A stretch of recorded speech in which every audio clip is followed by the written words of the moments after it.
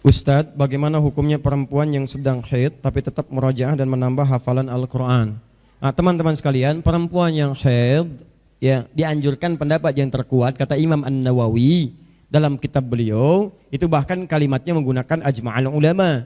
Jadi kalau perempuan yang tengah dalam keadaan haid, masih dalam keadaan masa haidnya, maka dianjurkan dia tidak berinteraksi secara langsung dengan Al-Quran, baik itu membacanya ataupun kemudian sengaja menghafalnya atau mengulang-ulang.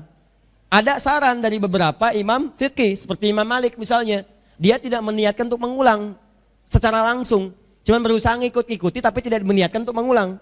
Misal, ketika temannya membaca dzalikal kitabu la raiba fi hudal lil muttaqin, dia tidak meniatkan mengulang, cuma dia membaca-baca aja tapi tidak ada niat mengulang. Dengan cara apa? Dia menyebutkan kalimatnya tidak langsung secara utuh.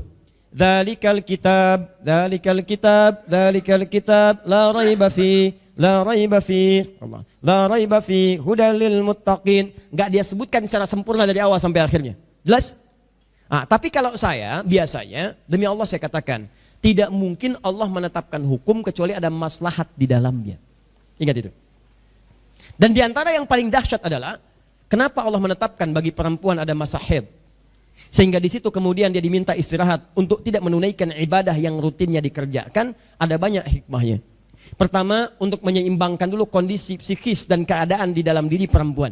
Karena dalam keadaan sedang haid itu keadaannya bukan sekedar kotor dalam hal fisik, yang satu saat kotoran darah yang kotor bisa keluar, tapi juga akan berpengaruh pada keadaan psikisnya. Ya, emosinya, ketidakstabilannya, ketidaktenangannya, itu diminta oleh Allah untuk istirahat dulu. Dan yang paling menarik adalah ini yang paling dahsyat. Ketika perempuan sedang dalam keadaan haidnya, maka pahala-pahala yang dikerjakan dalam sucinya tetap diberikan kepadanya secara sempurna. Jelas hadisnya. Idza maridul abdu di Al-Bukhari au safar kutiba lahu mithla ma kana alaihi muqiman sahiha. Jika ada seorang yang sakit atau semacamnya, atau bahkan dalam keadaan safar dia tidak bisa mengerjakan amalan rutinnya, maka pahalanya tetap akan diberikan sempurna seperti kebiasaan rutinnya.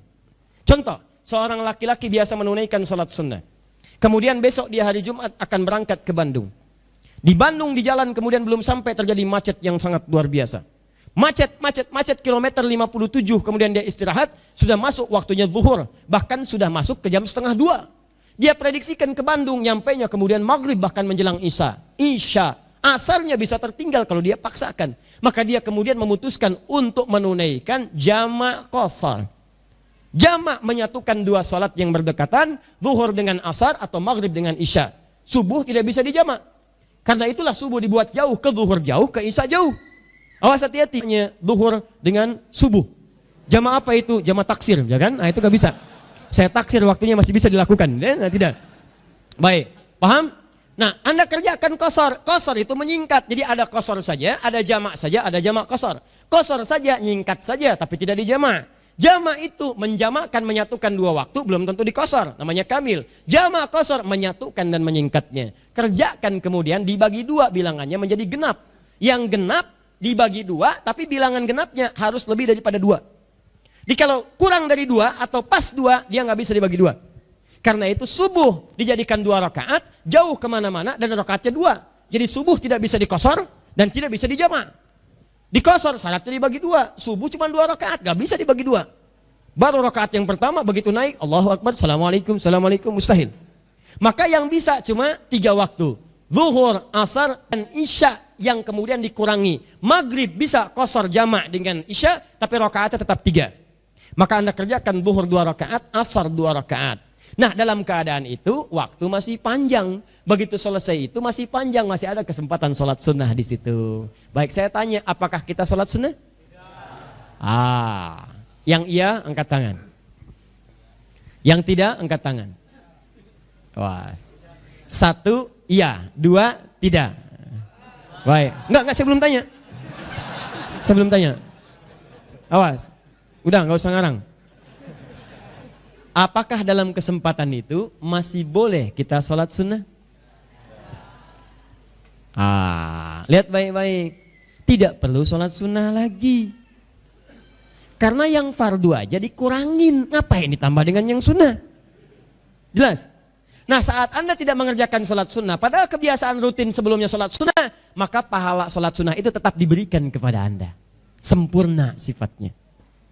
Sempurna. Karena alasan kosor, gak bisa Anda menunaikan sunnah ba'diyahnya. Karena biasanya sholat ba'diyah, saat itu tidak bisa menunaikan ba'diyah, pahala ba'diyah tetap diberikan sempurna kepada Anda. Tidak menunaikannya, tapi pahala diberikan sempurna.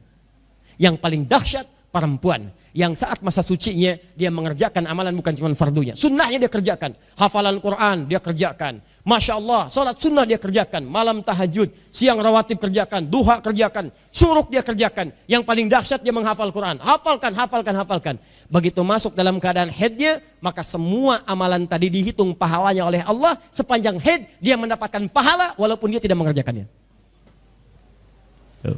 Saya sering katakan rugi kalau ada perempuan di masa haidnya dia cuma mengerjakan amalan yang fardu aja, rugi. Karena saat masa sucinya nanti, teman-teman sekalian, dia kembali mengerjakan yang fardu. Begitu tiba masa haidnya, Allah hanya berikan pahala yang fardunya, yang lain tidak. Dan itu terbatas. Kalau sudah monofos, nggak akan ada haid lagi, selesai semuanya. Maka saya katakan manfaatkan waktu sebaik-baiknya. Kalau sudah tiba masa sucinya, ayo menghafal. Begitu tiba masa haidnya, tidak usah menghafal, buka murattal Quran, dengarkan aja, simak. Belajar yang lainnya, tajwidnya belajar, boleh.